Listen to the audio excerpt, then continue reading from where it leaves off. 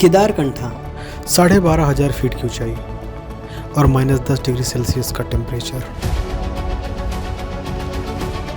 जब मैंने अपने ऑफिस के कलीग से बोला कि मैं केदारकंठा ट्रैक करने जा रहा हूँ तो उन्होंने बोला कि मत जाओ, बहुत ही टफ ट्रैकिंग है। वहाँ की ऊंचाई लगभग 13,000 फीट है और टेम्परेचर -10 डिग्री तक गिर जाता है। समिट बहुत ही मुश्किल होगी।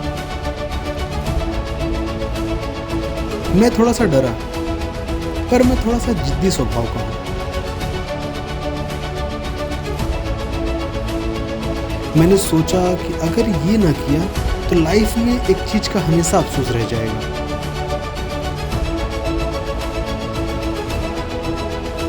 इसलिए मैं केदारकंठा के लिए निकल पड़ा।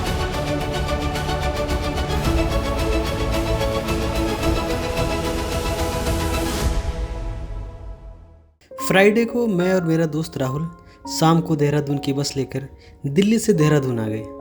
फिर यहाँ पर कुछ अनजान लोगों से मिले जो इस सफ़र में साथ चलने वाले थे, पर ये नहीं पता था कि यही अनजान लोगों के साथ मेरी लाइफ का one of the best track होने वाला है।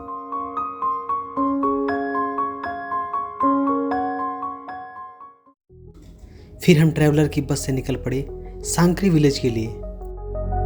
रास्ते बहुत ही खूबसूरत थे और कहते हैं कि पहाड़ों पर चलना सिर्फ सफ़र नहीं, ये अपने भीतर की आवाज़ सुनने का एक जरिया है। And currently we were feeling this.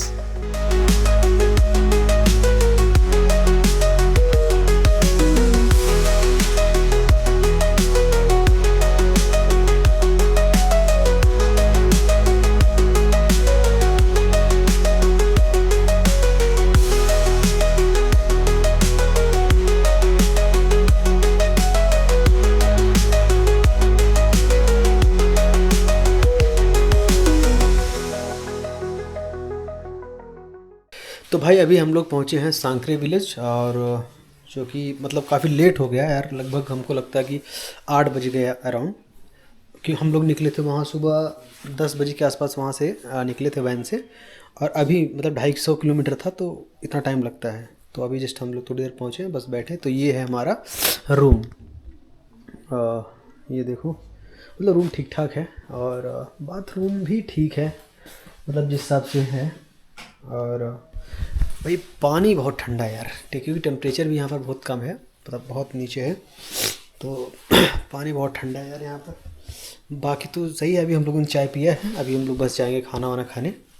अभी जैसे थोड़ी देर पहले हम लोग गए थे तो हमारे जो गाइड हैं उन्होंने बताया कि क्या क्या हमको ले चलना है, क्या क्या गियर्स होने चाहिए साथ में। कुछ सामान जो कि हम लोग लेके आए हैं, बट कुछ सामान हमारे पास नहीं है तो हमको यहाँ से रेंट लेना पड़ेगा। तो सुबह मैं आपको दिखाऊंगा कि रेंट क्या क्या चीज़ हम रेंट ले रहे हैं, और फिर कल से हमारा लगभग 9 बजे से हमारी ट्रैकिंग स्टार्ट हो जाएगी फर्स्ट डे की। अब सांकरी विलेज ऐसा विलेज है जो लगभग 2000 मीटर की ऊंचाई पर पहाड़ों में बसा है।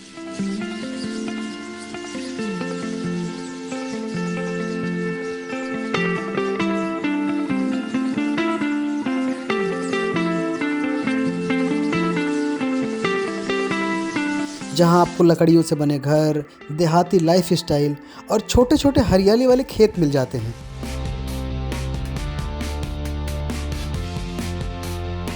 और ये केदारकंठा, हर की दून, बाली पास ऐसे 25 ट्रैकिंग पॉइंट का स्टार्टिंग पॉइंट है। भाई तलविंदर भाई रेडी हो रहे हैं। तलविंदर भाई कुछ गाना वाना सुनाइए। तलविंदर भाई बैक स्टेज पे तैयार हो रहे हैं। एप्पल का पेड़, और ये देखो छोटे छोटे एप्पल्स थे। हाउ द जोश, हाउ द जोश, चिड़मिड़ी धूम धड़ाका। आज हम लोगों को 5 से 6 किलोमीटर चलना था, पर रास्ते अनइवन थे। मैंने पहले भी कुछ ट्रैक किया है, पर this one was looking something different, क्योंकि मन में एक एक्साइटमेंट और साथ में एक डर भी था। I think just because of new path are never easy, they demand courage before they reveal their beauty. और पहाड़ किसी अच्छे नहीं लगते।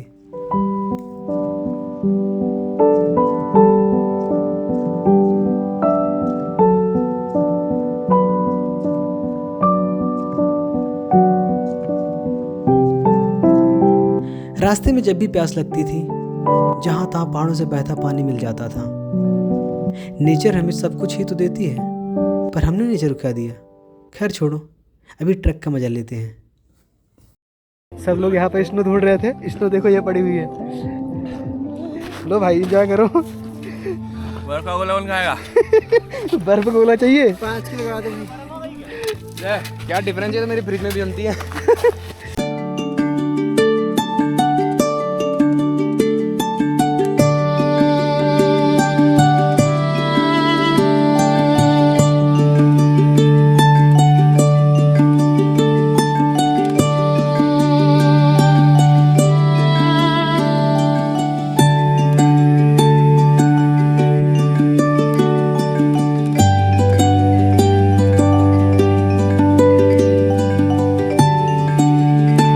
इतने पैर रास्ते पर चलने के बाद हम एक टी पॉइंट पर पहुंचे।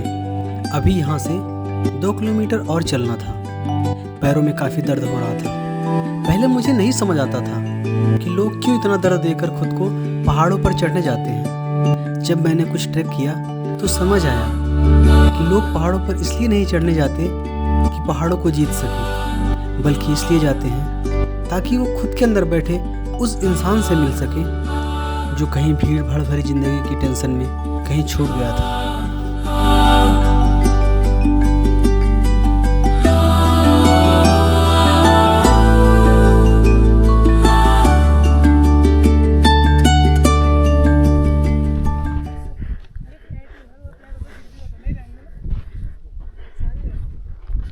और हम लोगों को आज यहीं पर बिताना है।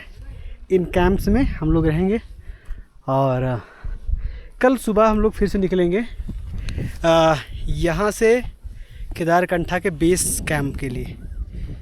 तो अभी हम लोग यहाँ पर ब्रेकफास्ट लंच वगैरह करेंगे और फिर एंजॉय करेंगे।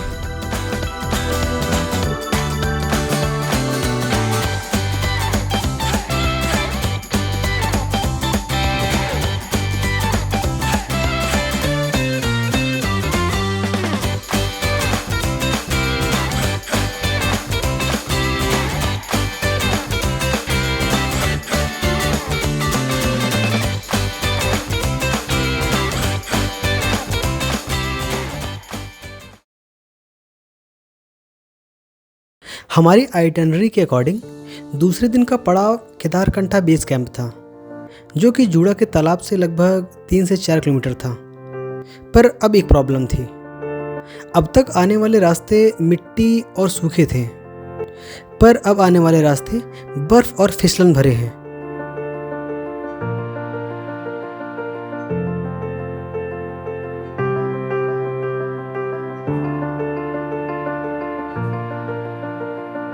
तो भाई ये है जूड़ा का तालाब। हालांकि जो हम लोग रुके थे वो थोड़ा सा पहले रुक गए थे। ठीक है, यहाँ पर भी हालांकि कैंप्स बने हुए हैं, पर हम लोग का स्टॉप वहीं पर था। जूड़ा के तालाब की ऊंचाई 9800 फीट है और हमारे गाइड ने बताया कि इस तालाब का निर्माण कहते हैं कि भगवान शिवा जब कंप्लीट मेडिटेशन में थे उस समय उनकी जटाओं से बहते हुए जल से हुआ था और इस कारण इसका नाम जूड़ा का तालाब पड़ गया।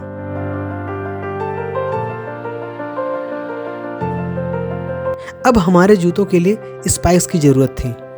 इसके बिना तो ऊपर चढ़ना पॉसिबल ही नहीं था। तो भाई अभी हम लोग देखो ये जूते में ये पहन लिए हैं, क्योंकि अब जो है हम लोग को इस बर्फ पे चढ़ना है।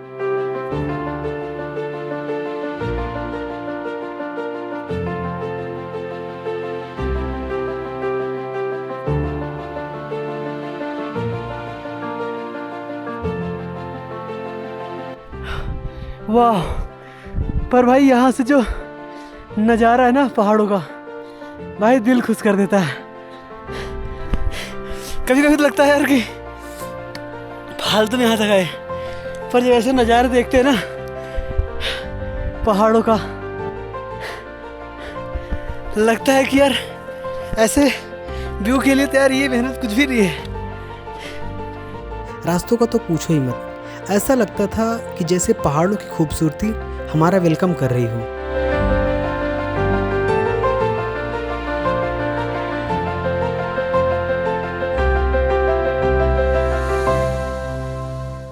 हम लोग बेस कैंप पे आ चुके हैं। केदारकंठा के भाई लोग हाँ देखो भाई लोग पहले पहुंचे थे और अभी हम लोग जस्ट पहुंचे हैं। मेरे पीछे ये यहाँ पर लोग को रहना है। कल सुबह हम लोग निकलेंगे यहाँ से सुबह। और भाई हीरो लग रहा है, सभी हीरो ही लग रहे हैं, एक हीरोइन लग रही है और बाकी बर्फ से ढकी हुई पहाड़ियाँ।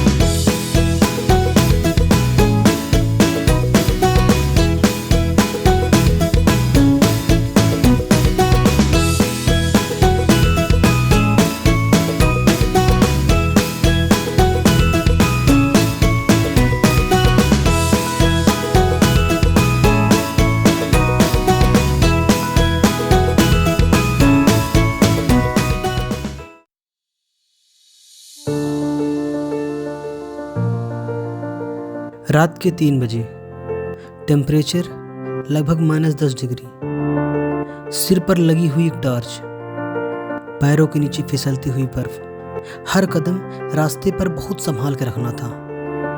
हमारे पास जितने कपड़े थे हमने सारे पहन लिए थे, पर फिर भी ठंड अंदर तक लग रही थी। पर मन में एक जिद थी, पीक पर पहुंचने की, उगते हुए सूरज को देखने की। इतनी रात में आसमान इतना साफ लग रहा था कि मिल्की वे का शैडो दिख रहा था और नीचे की सफेद बर्फ ऐसा लगता था जैसे हम स्पेस में हों। 3 घंटे चलने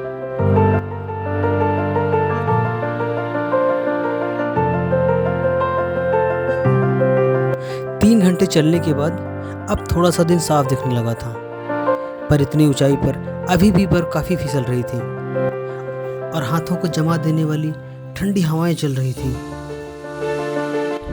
लगभग ऑलमोस्ट पीक की बस और अभी मुश्किल 4-6 लोग यहाँ पहुँचे हैं और मेरे होटल पर जग रहे हैं। मैं सही से बोल भी नहीं पा रहा हूँ। भाई को देखो। हाँ, और इधर से सन निकलने वाला है, तो भाई सन अभी निकलने वाला थोड़ी देर में और हम लोग पहुँच के देखा दो पूरा बर्फ ही बर्फ। लोग आ रहे हैं, बस थोड़ा दूर बचा है। हाँ, बस पहुँचने वाले हैं। एकदम पहाड़ ही पहाड़ दिख रहा है।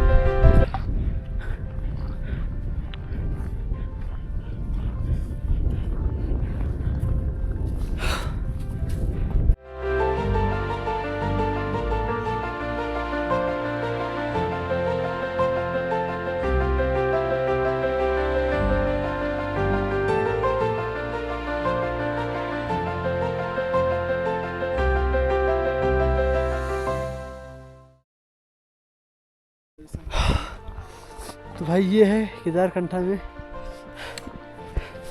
भोले शंकर का मंदिर और यहाँ पे तो लोग पहुँच चुके हैं, काफ़ी लोग। और भाई ये एकदम इजी लेवल का ट्रैक नहीं है, मॉडरेट लेवल का है, तो इजी नहीं है। तो आप सिर्फ वीडियो देख कर कहीं से मत आना।